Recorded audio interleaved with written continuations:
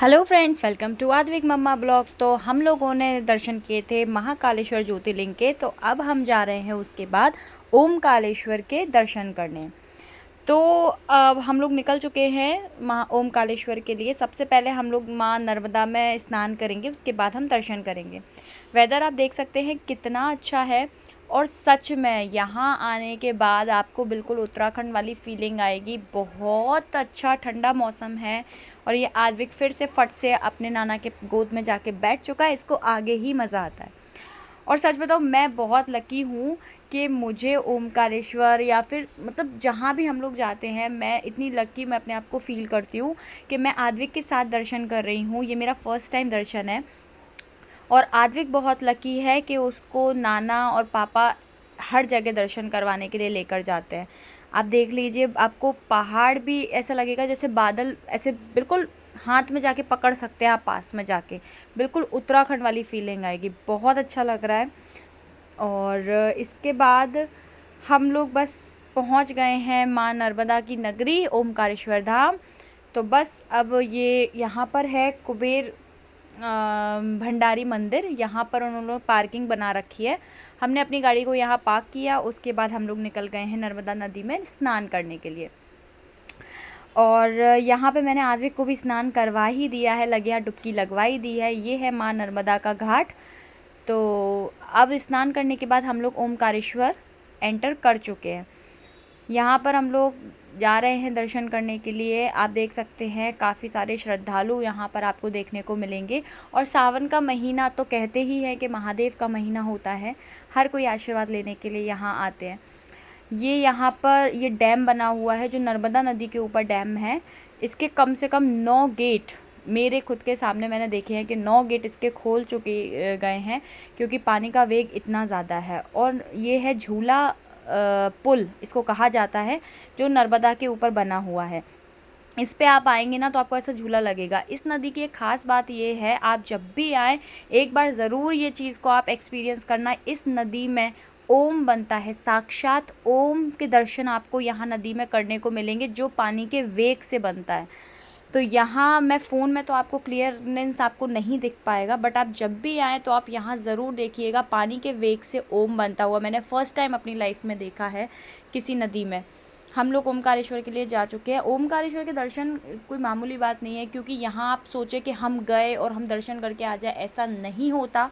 यहाँ कम से कम 5 से 6 हज़ार श्रद्धालु डेली के दर्शन करते हैं, और मे बी और भी ज़्यादा, क्योंकि यहाँ आप सावन के महीने में तो इम्पॉसिबल है आपके दर्शन आसानी से हो पाना। ये देखिए, ये आद्विक यहाँ पर खेल रहा है ये पापा के साथ में। ये इसका ये है कि मुझे छोड़ दो, मैं जाके भाग के खेल लूँ।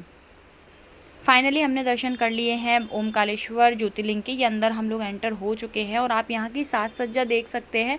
प्योर मोगरा, गुलाब और गेंदे के फूलों से यहाँ पर सजावट की गई है।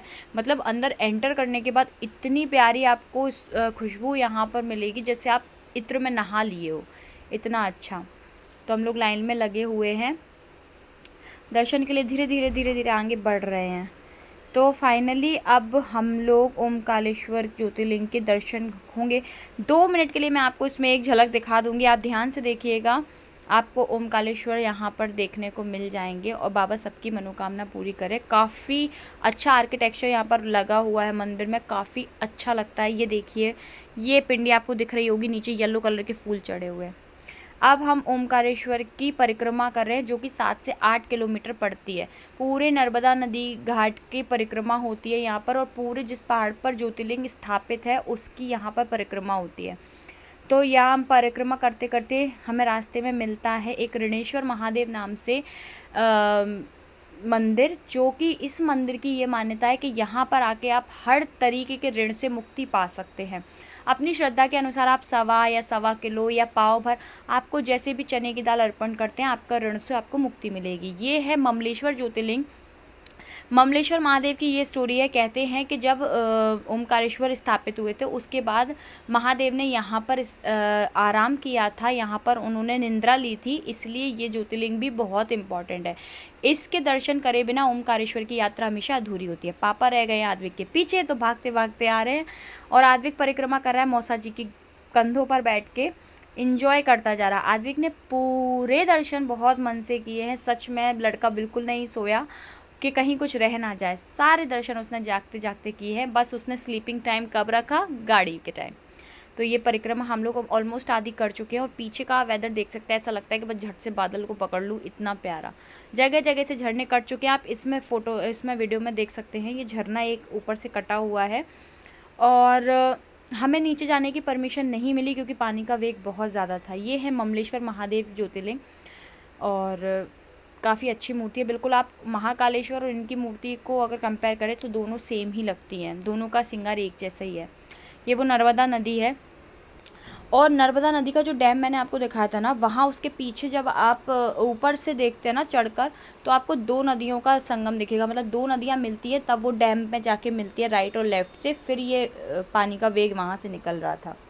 अब हम लोग घर के लिए निकल चुके हैं, हमने दर्शन कर लिए हैं।